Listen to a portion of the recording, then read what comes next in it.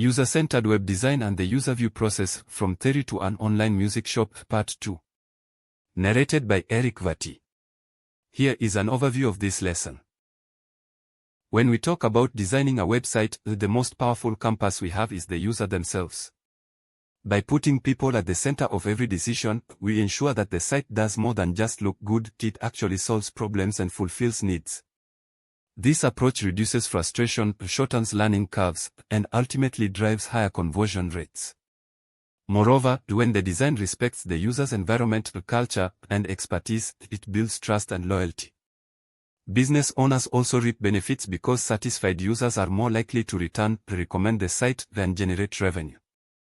In short, user-centered design is the bridge that connects technical possibilities with human expectations, creating a win-win for both users and stakeholders. The 5-plane model gives us a roadmap that moves from abstract intentions to concrete visual details. At the top, the strategy plane asks, what are we trying to achieve, and who are we serving? The scope plane translates those answers into concrete specifications, both for software functionality and for the content that will populate the site. Structure then takes those specifications and builds a logical map of pages, categories, and interaction flows. Skeleton refines that map into wireframes, deciding where buttons, menus, and such fields will sit.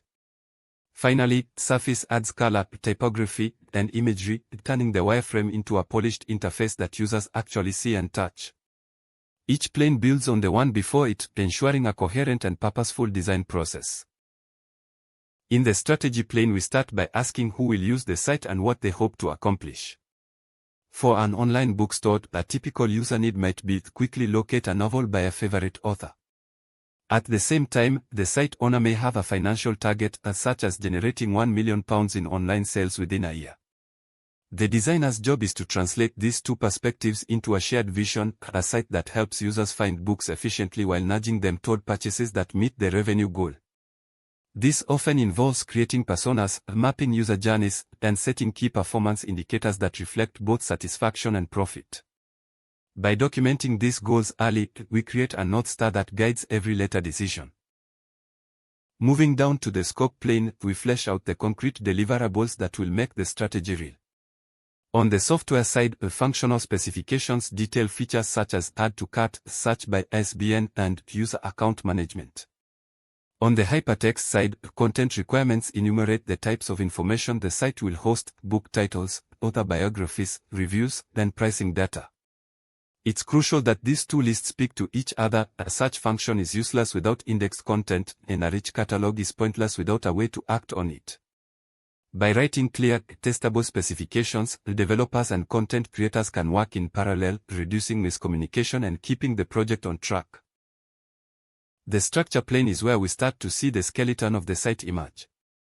Information architecture groups related items, say, fiction, non-fiction, and children's books, into a hierarchy that mirrors how users think about the catalog. Interaction design then maps out how the system will respond when a user clicks a category, filters results, or adds an item to the cart. This stage often produces sitemaps and flow diagrams that illustrate the paths a user can take from entry to purchase. By aligning the architecture with mental models, we minimize the cognitive load required to locate information, and by defining clear interaction patterns we ensure a predictable, satisfying experience.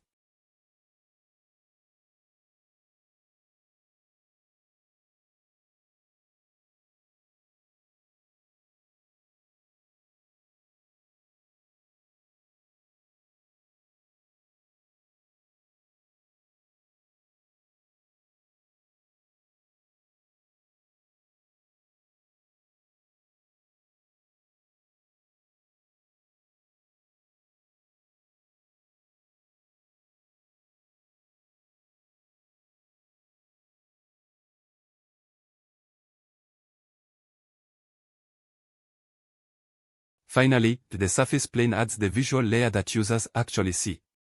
Here we choose a color palette that reflects the brand, perhaps a deep blue for trust and a vibrant orange for calls to action.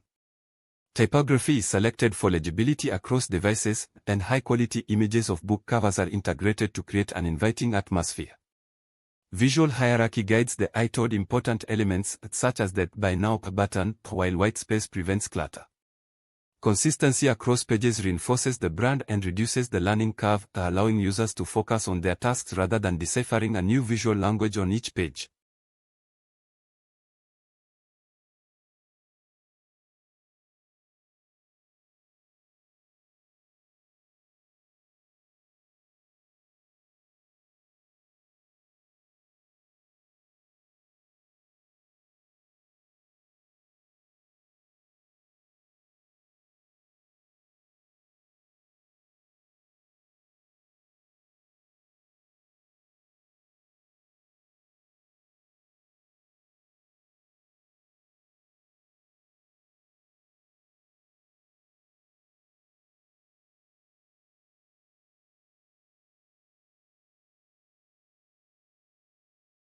In defining the scope for the music shop, we list the concrete features that will bring the strategy to life. On the software side, functional specifications include a streaming preview player that lets users listen to a 30-second clip before buying, the shopping cart that aggregates selected tracks, and a secure payment gateway that accepts credit cards and digital wallets. On the hypertext side, content requirements cover artist biographies, high-resolution album artwork, and full lyrics for each song, all of which enrich the browsing experience. Additionally, the site must support various audio formats, MP3, FLAC, and AAC, to cater to audiophiles, and it must be responsive across desktops, tablets, and smartphones. This comprehensive scope ensures that both technical capabilities and rich content are in place to meet user expectations. Not every feature belongs exclusively to either the software or the hypertext side, many straddle both. The streaming preview is a software interaction that requires back-end processing, buffering, and playback controls. In contrast, the album art is a hypertext element, a static visual content that enriches the page but does not involve complex logic. The search and filter system blends interface design, text fields, drop-downs, with navigation design, as it guides users through the information architecture to find specific tracks. Finally, payment processing is a core software function that must integrate securely with the site's interface, ensuring that the user's click on buy triggers a reliable transaction flow. Understanding these distinctions helps allocate development resources and design effort appropriately. The Userview process, introduced by Baudry in 2002, adds a contextual lens to our design thinking. It separates the design problem into 5 hierarchical levels: the environment, user, genre, site, and page. The environment level considers factors such as device type, network speed, and lighting conditions that affect how a user perceives the site. The user level delves into the audience's cultural background, skill level, and specific tasks they wish to accomplish.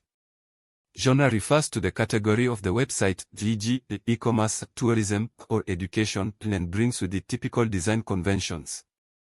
The site level defines the overall purpose and high-level structure, while the page level focuses on the layout, text, and media of individual screens. By addressing each level systematically, designers can create sites that are both globally coherent and locally appropriate. One of the key insights of the Userview process is that decisions made at a higher context level take precedence over those at lower levels. For instance, a tourism website's genre might encourage the use of vivid images and maps to entice travelers. However, if the target users are visually impaired or the environment involves low bandwidth connections, the design must prioritize text alternatives and streamlined layouts, even if that contradicts genre conventions. Similarly, an environment where users access the site on small mobile screens may require larger touch targets and reduced visual clutter, overriding any detailed page-level design decisions. This hierarchy ensures that the most critical constraints, often the user's abilities and the technical environment, drive the final design. The Userview process follows 3 core user-centered principles. First, the user-centered approach requires us to deeply understand the target audience, their cultural context, the expertise level, and the task they need to accomplish on the site. Second, early human factors input means that we bring usability guidelines, such as contrast ratios, keyboard navigation, and error prevention, into the design from the outset, rather than retrofitting them later.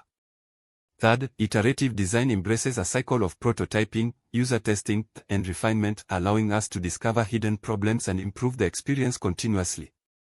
By embedding these principles at each context level, the design remains flexible, responsive, and aligned with real user needs. The 5-plane model and the Userview process are not separate silos, they complement each other beautifully. When we define the strategy plane, we draw directly from the user and environment context to set realistic goals that match both audience expectations and technical constraints. The scope plane benefits from genre insights, ensuring that functional specifications and content requirements respect the conventions of the site type while still serving the user's objectives. Structure skeleton, when surface planes each inherit the hierarchy of context decisions, allowing designers to prioritize accessibility and performance over purely aesthetic choices when necessary. By weaving Userview considerations into each plane, we create a cohesive design framework that is both systematic and deeply empathetic.